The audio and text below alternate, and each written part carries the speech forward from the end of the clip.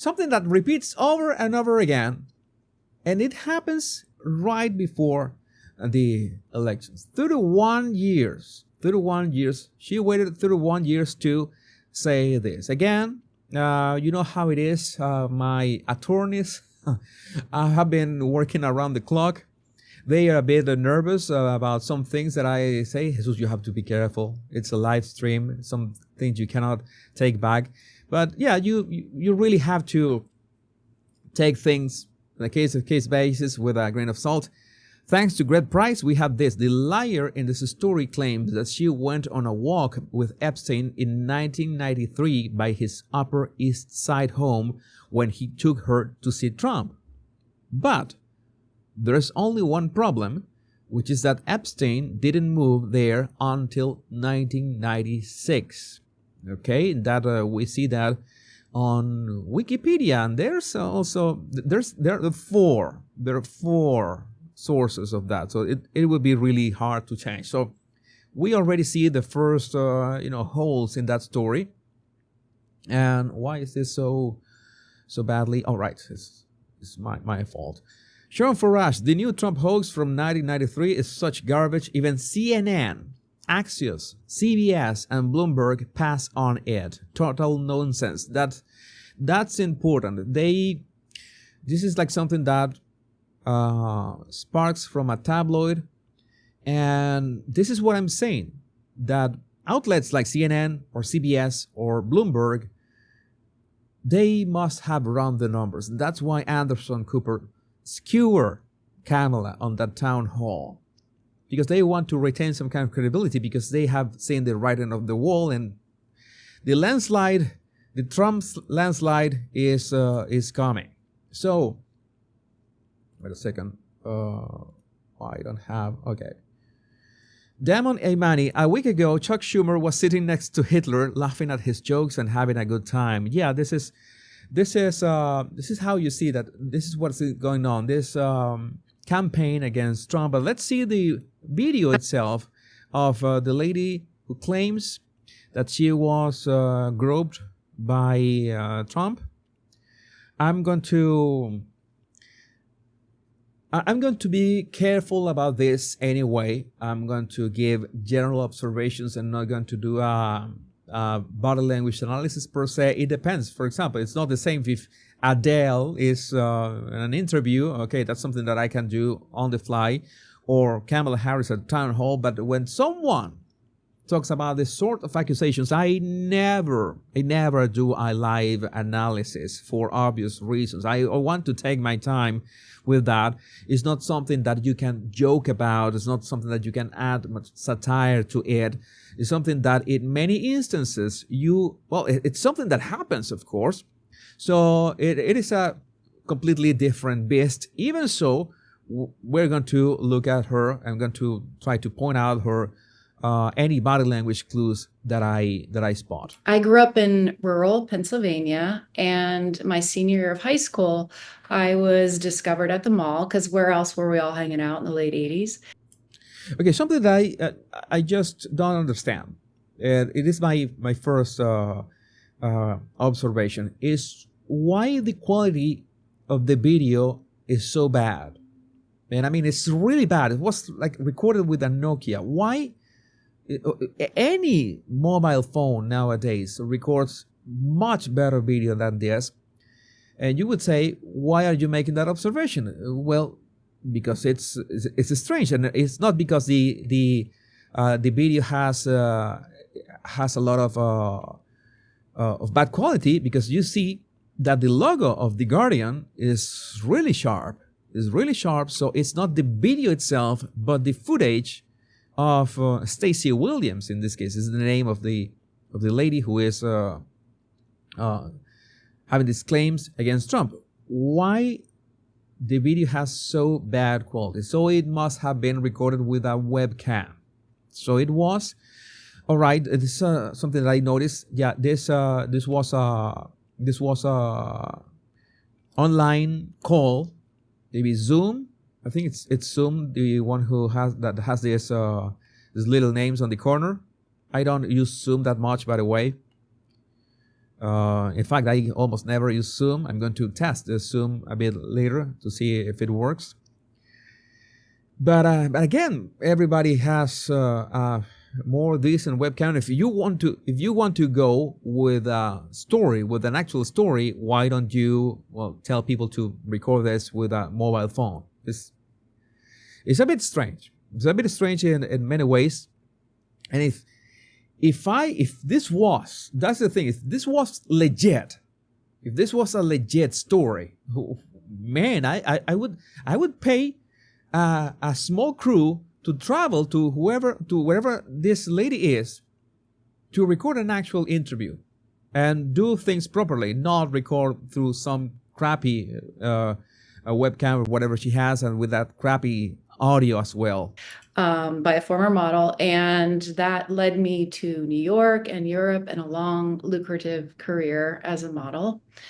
And in 1992, my agent invited me to a dinner to a restaurant on the Upper East Side of New York. And there were other models there and the usual men hangers-on at this dinner. And one of the men who was sitting at this table was Jeffrey Epstein. Okay, there's this something that I see very quickly. I usually analyze these videos first with an audio pass. I just listen to them, no video, so I can get the hang of what people are saying and see, and try to listen to any changes in their voice. That is the way that I approach it. It's a bit counterintuitive. If we're going to analyze body language, the first pass is going to be only an audio pass, but I absolutely recommend you to listen to people's voices without watching the video, so that will give you the double the advantage. You will train your ear to be able to listen to people's voices and the nuances on the voice. But in this case, I saw lip pressing right after she said Jeffrey Epstein. Jeffrey Epstein. That lip pressing right there. Okay. Will not be surprising, because the kind of person with Jeffrey Epstein, she lowers her gaze again, but things that don't have a meaning per se. It doesn't mean that she's lying automatically. None of that works like this. You have to understand from the footage itself, because we don't have any other video to compare this to, her own body language baseline. When does these signals happen? How do they happen? When, like, pressing the lips, and try to see if there are consistency with other parts of the video. This is a bit more. This is again a bit more elaborate, because you have to compare the person's body language to the same video, to other parts of the same video. And I had never heard of him or anything, but we got to know each other, and we talked a lot about Clinton and Gore, and I Again, this is sweet pacifying gesture, doesn't have direct meaning and intrinsic meaning. Oh, she's lying, she taught her now. That doesn't work like that. You just take note of that. What was she saying when she did it? That's all that you're going to write down. And you begin to spot patterns. She began blinking faster when she began talking about this topic, or she had more pacifying gestures when she was talking about this people and not these people. That's when you begin to notice patterns. And Gore, and I enjoyed the fact that he was politically engaged and wasn't infantilizing me and talking to me about that. The next time that I saw Jeffrey was... Okay, so she already knew Jeffrey Epstein. She's saying that she met Jeffrey Epstein a second time. A few months later, in December of 92, at Donald Trump's Plaza Hotel Christmas party. Okay, there's another lip pressing right there. You saw it. A lip pressing. Okay, I could say that is a long blink as well. A long blink is when people blink, but the eyelids linger closed just a bit longer. Let's see. No, it's a regular blink. And it became very clear then that he and Donald were really, really good friends. Okay, so this is one thing. I usually tell you that when people are looking to their right is this side, okay? Her left is this side. She's looking to the right, that is our creative side. The left side that will be this one, that is our memory side. She's talking about memory. It became very clear. He and Donald were She is remembering something, but she's looking to the right. Again, this is another thing that we need to take into account. There are no references in this video in which we could not say that the video was not flipped horizontally, which happens so often. And even at editing, I don't know, maybe editing the video, although we see that there's her name right there, so it was not flipped from the Zoom footage. I usually find it very important to make sure that the video is not flipped. She's using a Zoom filter that blurs the background. Sometimes you can see text in the background. Sometimes you can see, for example, the buttons of shirts and blouses are perfect because buttons on men's clothes are on the right side of the garment, and in women's are on the left side of the garment. That's how you can orient yourself. There's no way here that we can say, yeah, this video is or is not flipped, like horizontally, that left is right and right is left. So I have to give her a pass in that regard, unless that's something that we could find out if there's another picture or something, and we can say, because the parting of her hair is also fairly like in the middle of her head.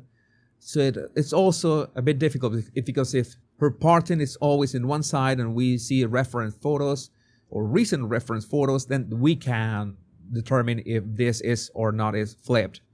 But as I'm telling you, there's so few information, the video is so bad quality that it's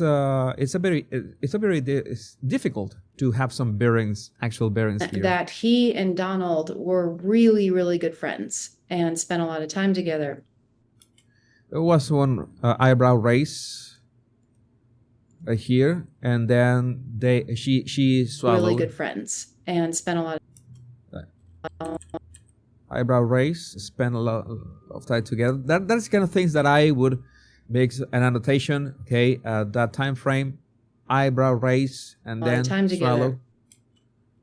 She presses her lips and swallows. I'm gonna put in swallowing in there again. Doesn't have a meaning in itself, but you have to take it into account. After that, Jeffrey Epstein expressed a lot of interest in me, and we started seeing each other. Okay, so she was really close to Jeffrey Epstein, I guess. When Jeffrey and I would talk, he mentioned Trump frequently. He was clearly a close friend. You already said that. And this is the kind of things. Big shout out to Joshua Lysek, the most famous ghostwriter in the world. Those adverbs.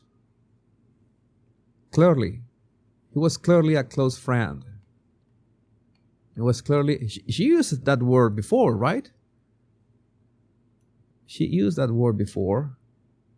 Let me see. I want to check. I'm going to mute this for a minute so we can model sitting on Jeffrey Epstein, anything other and engaged in was in December Trump Plaza Christmas party, where again really good friends. It's like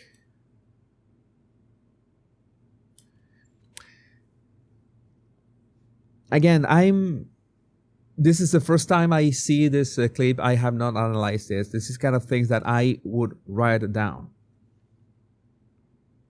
She wants to make a point about Donald Trump groping her.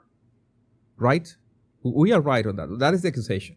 She wanted to make a point about Donald Trump groping her.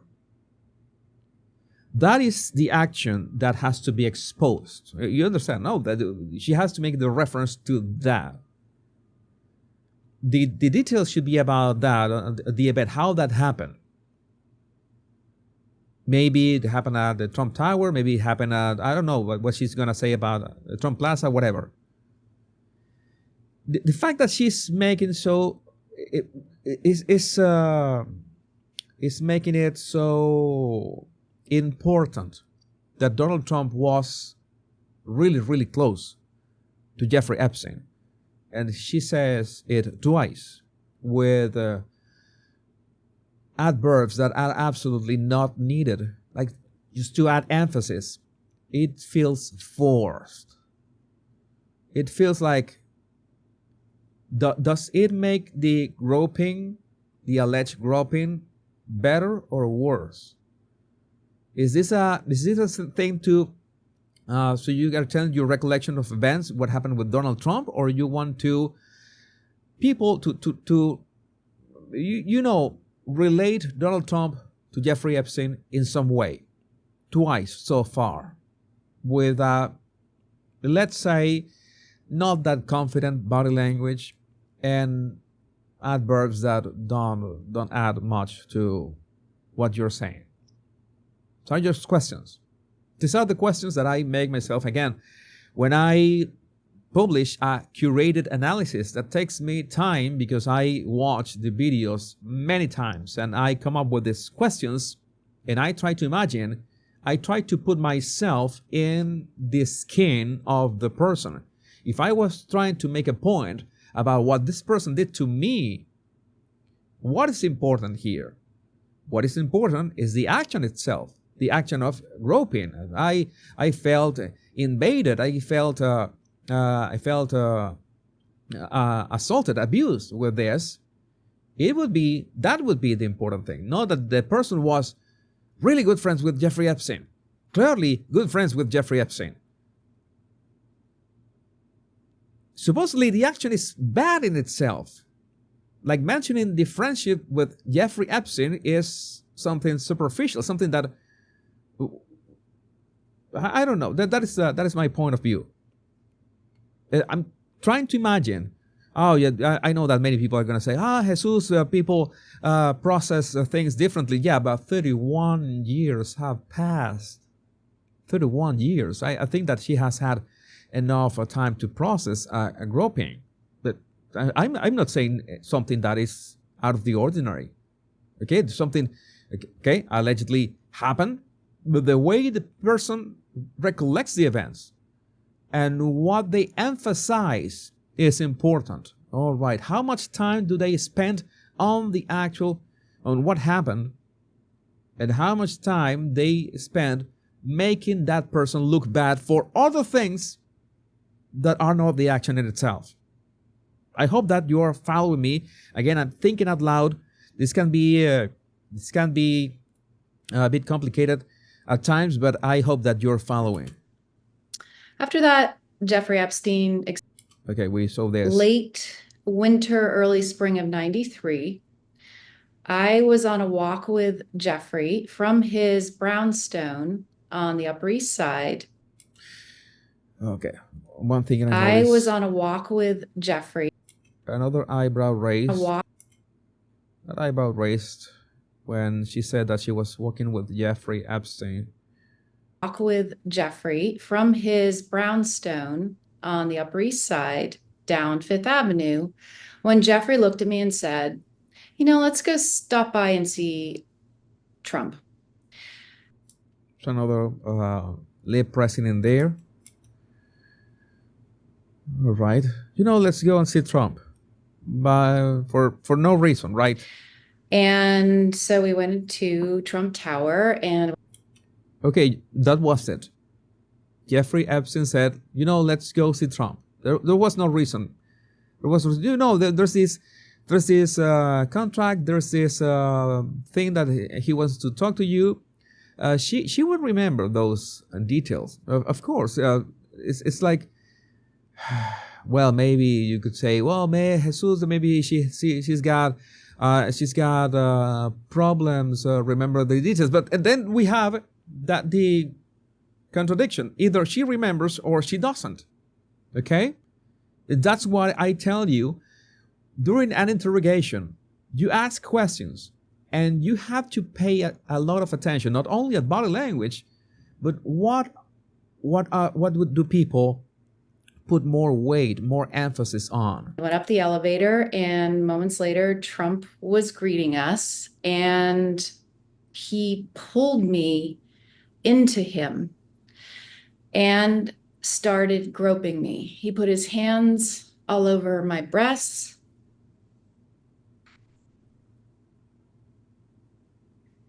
my waist, my butt, and I froze. And I froze because I was so deeply. Okay, sorry, I had to repeat this. And started groping me. Okay, one thing. Trump, according to her, Trump pulled her. Okay, you pull. How you pull a lady? I don't know. You grab her hand or grab her waist, and right? He pulled me into him and started groping me. He put his hands all over my breasts. Okay, notice that that first she says that Trump pulled her. Okay, you have to exert a force, right? Like grab her by the hand or by the waist, or to. She said the word pull, right? But now she says he put his hands all over my breasts. Okay, you are next to Trump, and it's like she says his hands, both of them. We have two hands and two breasts, so it means that he put both hands. So Trump pulls her, lets go of her, and then puts the hand on the breasts. That's what she's saying, right? I'm asking you to imagine that. Imagine exactly what she's saying, word for word. Trump pulled her, and then he put his hands all over her breasts. Both hands. Okay? So Trump let go of her, and she didn't back down. She didn't go back down. I don't know. I'm trying to make sense of this, and this is why I tell you that's another tool that I teach in my books and my courses, that you need to visualize. When people are recounting an event, you have to visualize to ask the questions. You visualize what is going on. Oh, okay, Trump pulled her and then put his hands on her breasts. The natural reaction would be for the woman to back off, right? Maybe she froze. Okay, maybe she froze, but I see the process a bit confusing, I must say. A pull and then hands over her breasts. My waist, my butt. Okay, the waist and the butt, it would make more sense, but she said the breasts part first. Like, it's like when you pull, then you have access to these areas easier, but I don't see how the breasts are going to be the first thing that happened. I'm just going with her recollections of events in the order that she's speaking. Only that. And I froze. And I froze because I was so deeply confused. Just to be clear, this is something that can happen.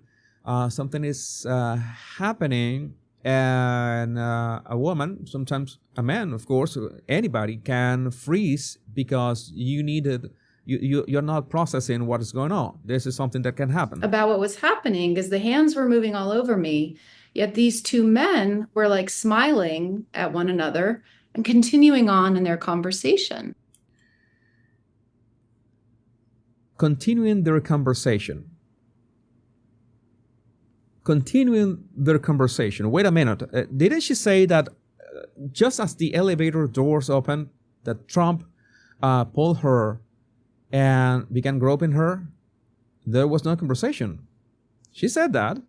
The elevator doors opened, and let me see. It became very clear then that he was clearly,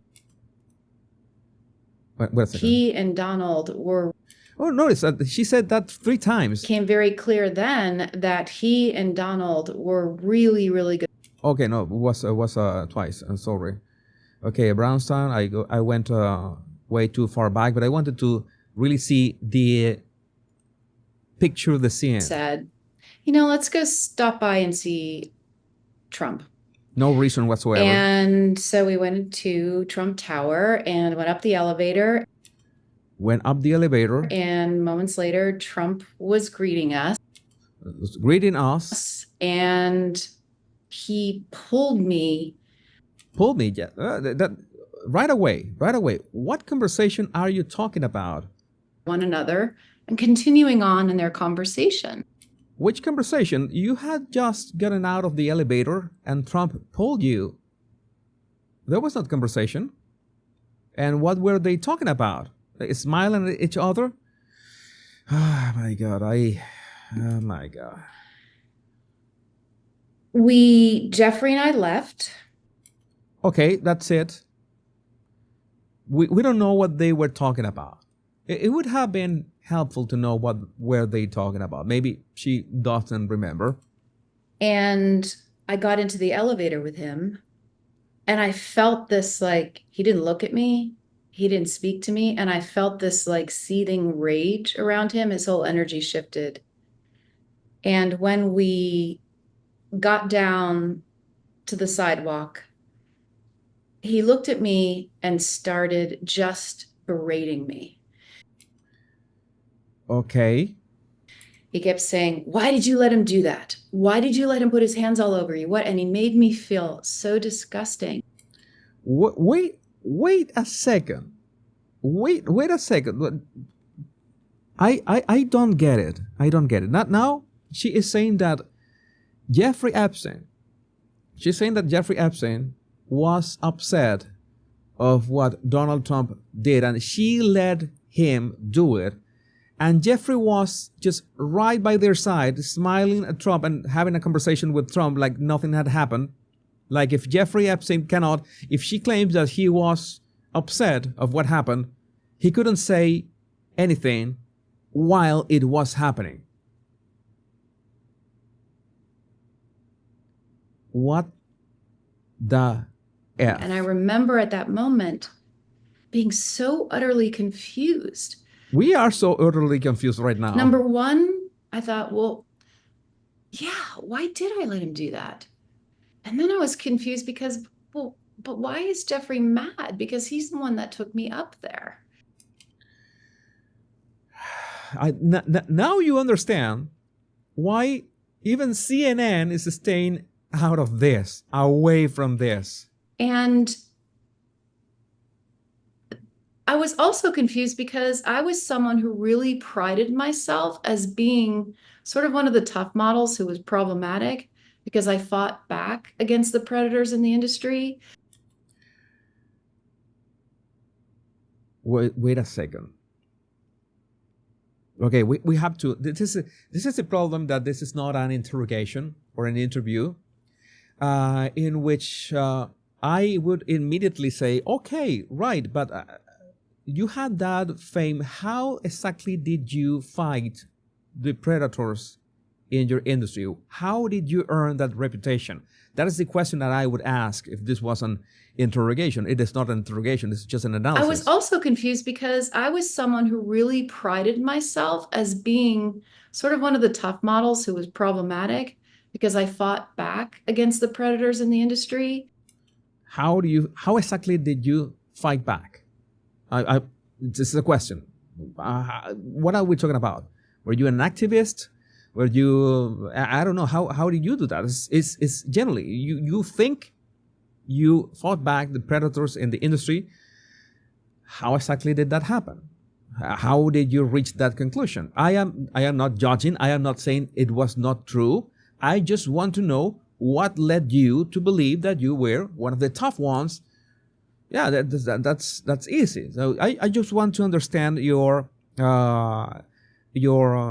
mental process to reach that. That is important. This is why I tell you have to be very mindful of people's words and arguments and everything. I defended fellow models on the streets of Paris when we would be grabbed or harassed. All right. That is something, I guess. So she was aware. She's a tough woman that notices that, well, that is, the French. Oh my God. What are you saying about the French, by the way? The French grab women on the street? Well, I think the ones that you're talking about are not exactly French, if you know what I mean. And it was not 30 years ago. It's nowadays. But that is not the topic. We are off the topic. But she defends, maybe she knew karate or kung fu or aikido or something, that is Krav Maga or anything. But she defended her friends. So she could identify when a man was, trying to sobrepasarse, like take advantage of a lady. Harassed. So how did I let that happen? I felt so humiliated and so sick to my stomach and was so upset. And as I absorbed what happened a few minutes later, I felt like that was some sort of sick bet or game between the two of them. Okay, that is, you are supposing something, but you are not sure of that. You are declaring something that you think happened. If I was an attorney and say, you are, this is not hearsay, this is not a thing. You are pretending to be in the minds of the person, but you don't know exactly if this was a bet or something like that. I was rolled in there like a piece of meat for some kind of challenge or twisted game. And I felt horrendous. And not long after that, a postcard of Mar-a-Lago was couriered to my agent. Okay, how convenient, right? Let me guess. It had a I don't know, hair from Trump.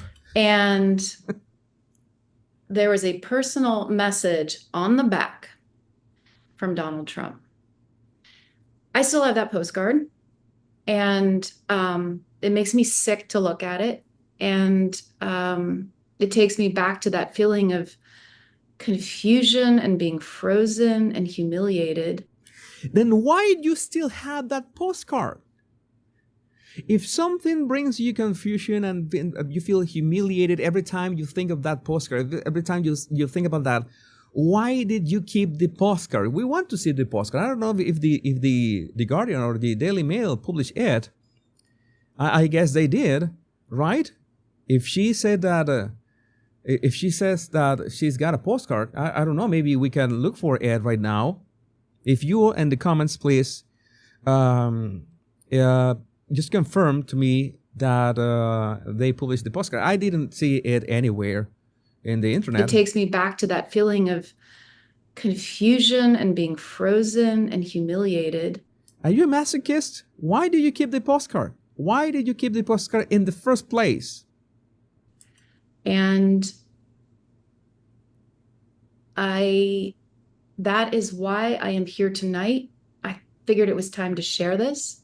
And I'm all right, 31 years after the fact, ready to win this election. The thought of that monster being back in the White House is what the no.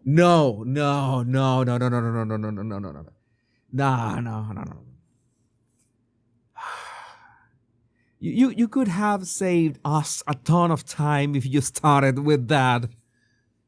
You could have saved us a ton of time. Why? This is I mean, I'm not complaining. I'm finding this thing of watching videos for the first time live in front of an audience. I think it's funny, right? It's funny, but I feel robbed of my time. I feel robbed of my time. This is what seals the deal. This is what seals the deal. That you are absolutely nullifying your emotions, whatever those are. You made it so very clear that all was about Donald Trump's and Epstein's friendship, allegedly to you, or what you claim, and also that it was because of the possibility of this monster winning the elections again. You completely destroyed any credibility that you would have, and this is the kind of things that I despise, because there are women that are actually being harassed and abused, and they really want to say the things that happen to them. And this is the kind of things, you defend, right? You defend your friends. You know what this does to women who are actual victims of predators and are afraid to talk. I don't know. I don't know what to tell you.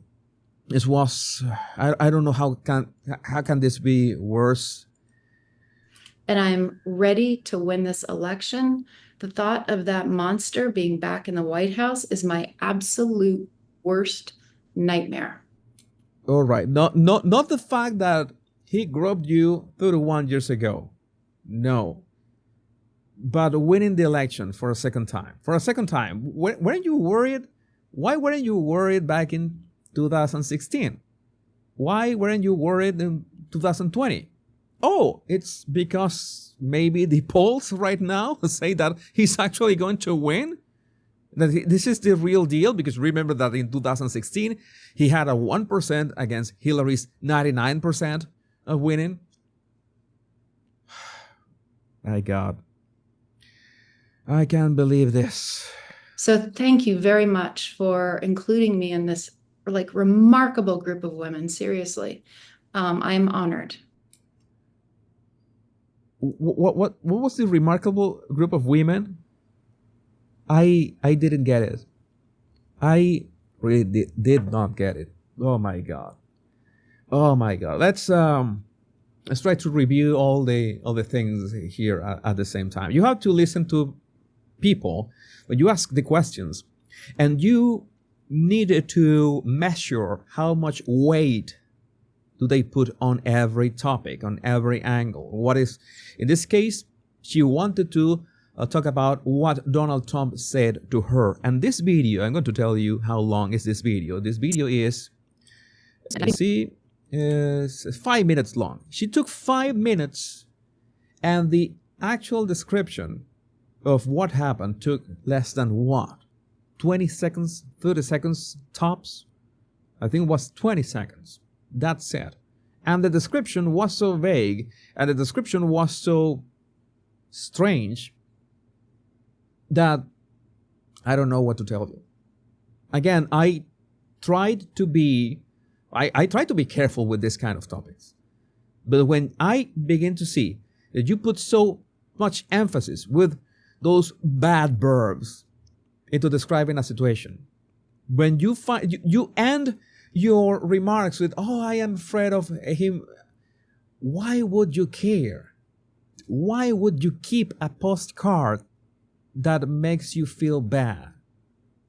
I mean, that's why I tell you that the body language guy show has evolved from exclusively body language into statement analysis, and from statement analysis to reconstruct like these images in our minds and try to see, does this make sense? Does this really make sense? Why does she want to make this reference to this event that was with Donald Trump? And she spoke for 5 minutes and gave so little weight to the actual event. I mean, it's not that I want her to describe the what happened in detail, but why add so much of that additional information. Donald Trump was really close friends with Jeffrey Epstein. And you don't want him to get back into the White House. That destroys your credibility. That destroys your credibility in so many ways. And again, these are the kind of things that you would be advised by an attorney. And you are recording this on an online call, online Zoom call. How is that possible? I don't understand.